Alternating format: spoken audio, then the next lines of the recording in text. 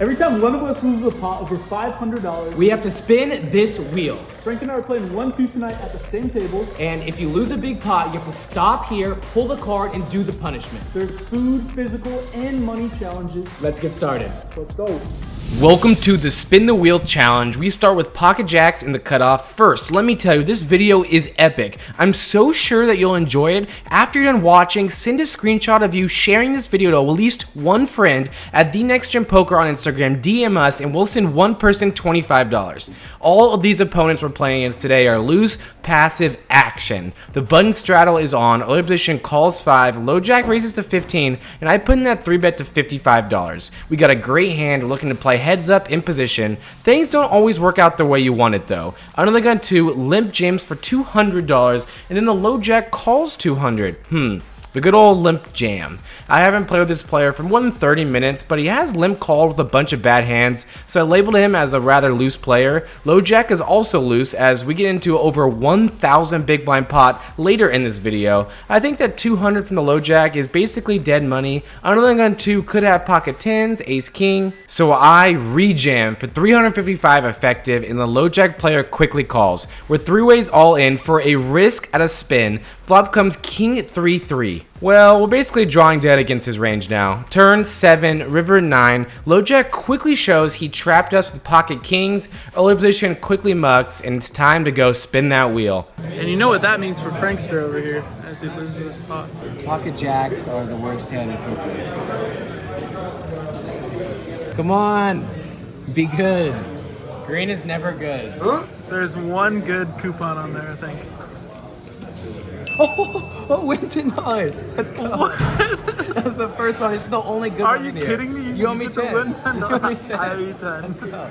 Sorry, Jello. I'm going back-to-back hands here. I've got king 10 offsuit in the hijack, which is the very next hand. As you can see, my cash is still on the table. I instantly top up for 500 with that button straddle on. We're basically playing 1-2-5. Same player who just got stacked rebuys for $200 and limps for $5. The guy to my right calls 5, and I raise it up to $35. I choose a bigger sizing, and honestly, I hate the button straddle. Looking back, my coach says this hand is just too loose to raise here anyway, so I went for that larger sizing, trying to isolate, and here we are. Small blind calls 35, and that limper who just jammed on us the last hand goes ahead and jams on again for $200. It folds to me, and I start thinking very bad thoughts. My hand is pretty awful, but I think he could be jamming with some small pocket pairs here, and it's only 165 more to call with over $50 of dead money in the middle. I think that this player could be tilted trying to gamble, maybe even with some small suited connectors that we're ahead of. So I stick in the call with a good old king high. Good thing this pot isn't over $500 risking a spin because this is a punt. Everyone folds and the flop comes queen 7-4, turn 6, and the river is a 3. Early position flips over ace king offsuit, and I tell him, wow, you had a hand this time? He says, bro, I had queens last hand. So my read was off. First hand we lost jacks versus queens versus kings. In the second hand we punted over $200. But the next hands justify some of this play, and I have a 100 IQ play later on this episode. Stay tuned. We get involved right away in a huge bomb pot. We've got 10-9 and end up turning the nuts straight on one board. I bet big, get most of the money in against 2 players. 3 ways to 2 rivers, and the spade flush draw completes on the board we had the straight. One guy jams for his last $50, and the other jams 2 for his last $100. There's already $750 in the pot. I can't fold for that price. I flick in the call, and we see the shorter stack had ace-5 of spades. He beats us on both boards with top pair and a rivered flush. The $100 stack, however, had 8-6 of diamonds. He rivered trips on the top board to chop up this tiny side pot with us. Wow. Well, we didn't lose technically because we still won part of the pot. The button is gone this hand, and I'm feeling frisky. I open jack 9 offsuit in the hijack to 15, and get a call from the cutoff and the big blind. Flop comes ace 4-3 rainbow, checks to me. I bet $25 on this dry board, but it won't be that easy because the cutoff sticks around. Planning on giving up on most turn cards, but the queen of diamonds rolls off.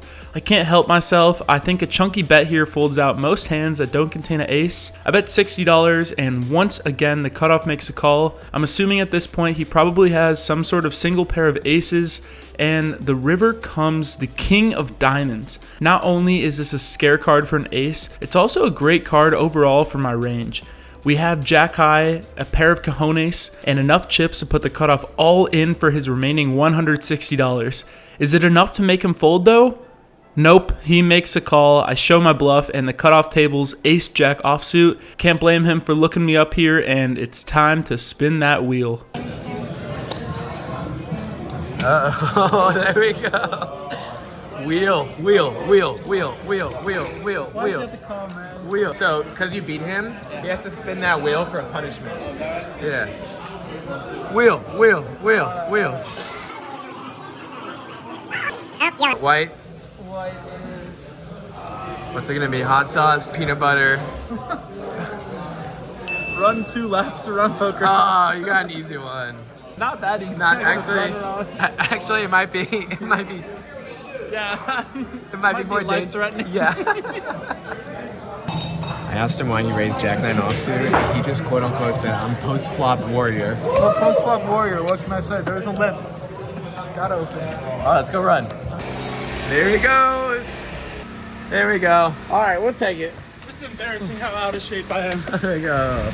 We have ace 8 of diamonds on the button. There are 2 limps to me, and I raise on up to $25. The big blind, under the gun limper, and the cutoff limper make the call. We're 4 ways to a dream flop, which is 10, 7, 6, 2 diamonds. Checks to under the gun, who leads out for $25. Cutoff folds, and it's on me. I actually let Jello sweat this hand before the flop came out, and he said later that he would have raised here, but I'm not trying to fold out his 10x right now. I want to allow the big blind to call with worse flush draws and dominated straight draws, so I just flat the 30, and the big blind does indeed make the call. The turn is the wrong red card, but the right number, the 9 of hearts. The under the gun limper is not scared. He continues for $75. Now, Jack says he would have probably just called here to keep the big blind player in, but I actually decide to raise. I want to charge sets, 2 pairs, and players with the same straight draw that I'm free rolling here on the turn. We jam for 420 effective.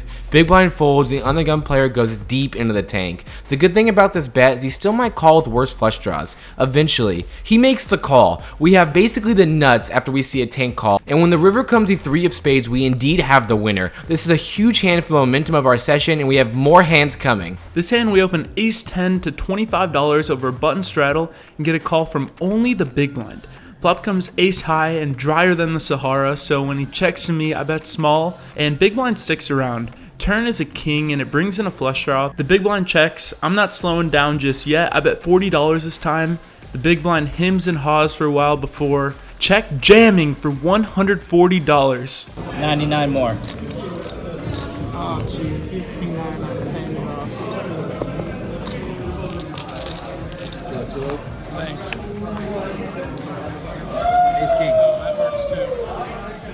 Well, can't be ace king. This hand we have queen jack offsuit in the cutoff with that $5 straddle on the button. There's 2 new action players who have sat down to start this hand with 2 limps in early position. The guy to our right limps as well, and he's been limping almost every hand. It's a little loose to raise here, but these guys could have queen 6 suited and other dominated queens. Playing heads up in position with them, it could be rather easy to steal the pot later on. I raised it up to $40, hoping no one behind me wakes up with a real hand. Both the early position limpers call, and the hijack to my right folds. Almost perfect configuration thus far. Love that the button folded too. The flop comes queen 9-5 rainbow. Checks to me, I put a small continuation bet out of $40, and both players call rather quickly. The turn comes the 4 of hearts, it checks to me again. Here's my thinking. The players have been raising preflop along with limping, and they would have raised themselves if they had ace queen or king queen, so this should be a rather clear bet to charge jack 10 and heart draws, and worse queen x too, but I get a little gun shy and decide to check instead. The river is a dud, the 3 of clubs. The first limper checks, and that next player grabs a big stack of red and some greens for a bet of $150. Well, we didn't check the turn to fold to this bet. We make the call, and we see a very disappointed look from him. I like the guy, but that's great news for us. Other player folds, and he tables jack 10 for the missed straight, and we take down another sizable pot. I need to get some momentum going in the right direction, and what better way to do so than waking up with pocket kings. The low jack, who's our buddy Benjamin, which we get involved with plenty later on, makes it $20, and now the hijack raises him to $65. Folds to me in the small blind, and I've got the second best hand in all of Texas Hold'em, so I'm going to be putting in a re-raise of my own. I make it $150 to go. Benjamin looks at my $150 and scoffs. What a puny bet, he says, and reaches for a stack of greens, sliding them all into the middle, making it $520 to go. Hijack folds, and I am not in the business of folding kings pre-flop, Benny boy. I call all in for $500. All right, this is for the spin. Hopefully you win. I hope so too. You have aces? Are you talking? Let's spike a king dealer, please. I don't want to have to spin the wheel again. 655 is no help. Neither is another 6, and a 3 on the river seals our fate. Here we go again. I know you just got coolered, but you know what you got to do. I got you. Come on. Oh, you're getting a partner? Yeah, he's spinning it too. Let's go. Hell yeah. What we gonna do with it? Come on.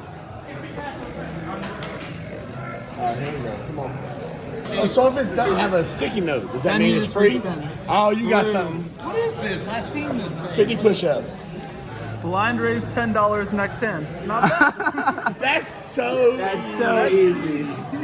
The WSOP is here, and we're going this weekend to play the $1 Million Mystery Bounty. Follow our Instagram for live updates, and thank you to WPT Global for helping make this trip possible. Click the link in our description to get a $1,200 welcome deposit bonus. We'll see you guys on the felt. Let's ride. This hand is crazy. We have ace-3 of clubs on the button, hijack calls 5, cutoff calls 5, and I raised it up to $25. This game has gone so loose and so action. One of the players that we stacked with the ace-8 of diamonds is just rebuying for $100, and him in the big blind, he short stack and he tilt jams it for $100. The hijack player who just put in $5 earlier calls that 100. He's noticing this guy is getting out of line. He's tilted. He's trying to either double up or go home, and the cutoff player folds. So at this point, I don't think that he has many traps. Calling 5 and then calling 100 again, he's got $500 behind. So I decide, well, we got an ace blocker, we've got a really good hand that we think is ahead of that big blind player who's jamming. So we decide to put max pressure on the hijack player. He's the guy who had pocket kings earlier, and I jam all in for 530 effective. We're coming from that money from earlier. He goes deep into the tank. You could tell he just doesn't want to fold his hand. It doesn't look like he's a strong hand, but indeed, he makes the call. So we're 3 ways all in, and we don't have a very good hand. This is a crucial flop. If I lose this hand, we're going back to the wheel for another spin, and the flop comes. King 8-6, all clubs. We flop the nut flush. The turn comes the 9 of clubs, and the river comes the 9 of hearts. We only lose to pocket kings, 8s, and 6s, and pocket 9s for quads. The players show King 10 offsuit, and the hijack player shows Queen 10 offsuit with the 10 of clubs. I cannot believe we got that player to stick in $530 with Queen 10 offsuit. Now we have a monster stack. Alrighty, here's a fun one. We've got King 10 of clubs and raise of $15. We get 3-bet by the hijack to 45, and the big blind calls before it's on me to close the action. Facing a 3-bet from someone who has position on us, this hand is probably played best as a fold and sometimes a re-raise. But with the caller in between, we're getting a decent price to call for 30 more, so I go ahead and do so. King 8-7 is a great flop. Big blind checks, I check, and the hijack bets 60. Big blind folds, and I don't see any other option besides making the call on this board. Turn is a miraculous 10 of hearts. It brings in the flush draw and gives us top 2 pair. I check and flow, crossing my fingers the hijack doesn't slow down, and he doesn't. He makes it a clean $100 to go. We've got $360 total left in our stack, and you can guess what comes next. All you can eat, baby. I'm all in. The hijack doesn't like it, but he says he wants to gamble though and makes a call. I'm loving that and looking for a blank river so we can scoop this pot one time. The 9 of hearts is certainly not it. And sure enough, the hijack proudly tables ace-4 of hearts for the river nut flush. Me and the wheel are certainly becoming familiar. Especially when he says, oh, that's only 21. Oh, yeah, 260 more. Let's go. All right, might be done. Do you think like you could clear up and play some more? I could. I'm just not running good today. I'm gonna call it. And honestly, like when you feel like that, it's like, why push through? It's like kind of a learning lesson for our audience, you know? Honestly, I hope I get 50 push-ups. Yeah, that'd be good. 50 push-ups is a good way to blow off some steam. No, what is it? Show the camera. Show the camera. The last thing I want to do right now. 100 jumping jacks. Let's go. 2, 3, 4. Do you feel any better? No, I feel worse. Almost done. Almost done. Hey, you're a f***ing trooper. And I feel like playing more poker. Let's go. You feel like playing more? He's back. Go. Hell yeah. Trey Dog in the house. Trey Dog in the house. I look down at 6-5 suited in earlier position with that button straddle on. We start the hand with the limp, which is part of our strategy against the button straddle. We either raise large to 35 or 40 to deny the button good pot odds, or we limp, acknowledging it's very rare that he folds. The active big blind player raises to 35, we make the call, and so does that button straddler. We have 3 ways to a flop, which comes a king, jack, 4, 2 spades. Big blind checks to me. Definitely could bet, but I want to get some more information from the button on a rather connected board, so I check, and the button snap checks it back. The turn comes the 8 of hearts, giving us a gut shot straight draw along with our flush draw, and now the big blind player bets for 35 again. We could definitely raise here, but we're in position, so I decided to just call, save our bluffing for later. The button folds, and the river comes a non-helpful red 9. The button checks. His line has been super weak thus far. I put out a bet of $75, and he very quickly makes the fold. After a terrible start to the session, we end up with a very nice payday. This hand we've got ace 10 of hearts in the small blind. There's one limp, button raises to $10, and I re-raised to 35. That was clearly too small because the limper and the button both call without hesitation. Off to a flop 3 ways, and we have to act first. It's 9-8-7 with 1 heart. Although we flopped decently well, this board should connect much more with my opponent, so I start out with a check, and the limper bets a juicy sizing of $75.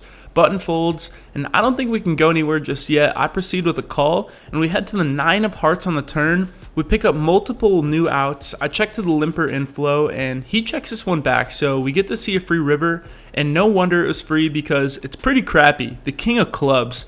I don't know how credible betting here would look, so I give up and check it over to the limper, who snap checks it back and shows pocket queens. Well, we definitely could have lost more of this hand, and this guy takes this one down. We play our buddy Benjamin once more when we pick up ace queen in the cutoff and raise to $20 over a straddle.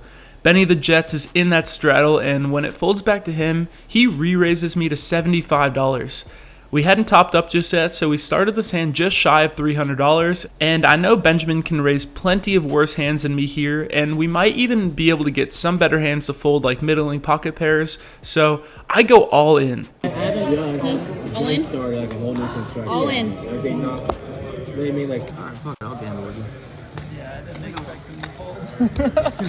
All right. Guys. You got pair? You? Oh, that's all him. That's you. Yeah. That's all him. A 9. Queens and 3. Oh, yeah, 9? Yeah. Here we go, Jello. Not only do we win a double up from pocket 9s, we more importantly fade having to spin that stupid wheel again. This hand we've got the juicy 8-7 of diamonds in the cutoff. A loose player makes it 15, and Benjamin raises to 50. The button is gone this hand, and I don't think I've ever seen this loose player 4-bet, so I think I can get away with calling here and taking a flop 3 ways in position with a hand that flops pretty well. While that logic makes some sense, it really only applies when we are much deeper than the 200 big blinds I have in my stack. Tilt definitely got in the way here, already stuck so much. I call, and so does the initial raiser. Flop 3 ways comes jack 6 deuce all hearts, and they both decide to check to me. I sense weakness and take this as a green light to start bluffing. I've got 2 red cards, so let's just pretend they're hearts. I bet $80. First guy folds, but Benjamin is going to keep me honest for at least one street. He calls. When he check calls this flop as the 3-better, I'm assuming he has a lot of ace-high hands or pocket pairs that don't want to give up just yet, but overall this seems like a pretty weak range on this board, so I'm planning on blasting. Heads up to a turn, and it's an offsuit 5, one of the best cards for our actual hand because we pick up an open ender and go from having almost 0 equity to likely at least 6 clean outs. Benny checks, and I turn up the heat betting $130. I'm hoping this sizing looks value heavy, and it still keeps some strong Jack X in my range. Benjamin is not making this easy though, he calls once more. River comes in offsuit 6. Benjamin checks, we've got 7 high, and a will to continue fighting. I bet $200. This bet is mostly targeting his weakest hands like ace high. I'm not really expecting a pair of jacks or an overpair to ever fold. The sizing is small enough to not be polar, so I can still have a wide range of value here like a flush, full house, all the way down to a pair of jacks. It's also a very cheap bluff, meaning it doesn't need to work all that often to profit. Anyways, who cares about all of that poker jargon because he thinks about it for 2 minutes and makes the call. No, Benjamin. I give him the old head nod and the you're good, and he tables ace 5 of clubs. What the hell? We lose again, and I might smash this wheel into 1,000,000 pieces before I spin it again. I don't get it. I really don't get it. I shouldn't just never bluff because people call with anything. You want to spin? Yeah, okay. All right, so the dealer spun this one. Jelly, you look so excited. It's like yellow. Yellow.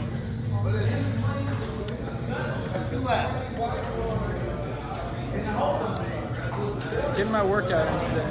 50 What is- push-ups. 50 push-ups. All right, let's go, Jello. Look at that beast. Let's go. This challenge sucks, dude. Actually, it feels good. Let's go. At least it puts me in a little better of a mood. Let's go. All right, not many left. Let's see if I can spin the wheel 3 more times, guys. I'm gonna wrap up Jack's last hand for him. He raised ace 10 offsuit, got 1 caller in the big blind. He c-bet this flop and got raised. Jack queen 9, and he stuck his last $150 all in on this flop. His phone was charging, but I got the action for us. Here's the run out.